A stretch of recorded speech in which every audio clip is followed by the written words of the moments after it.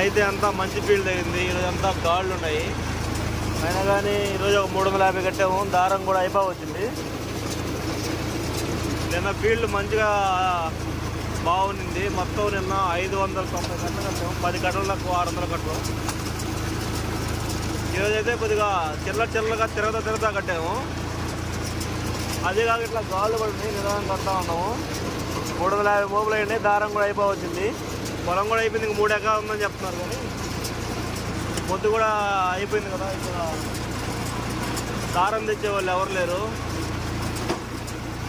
అందుకని ఇది ఒక్క కాయ కట్టేసి ఆపేద్దాం అనుకుంటున్నా.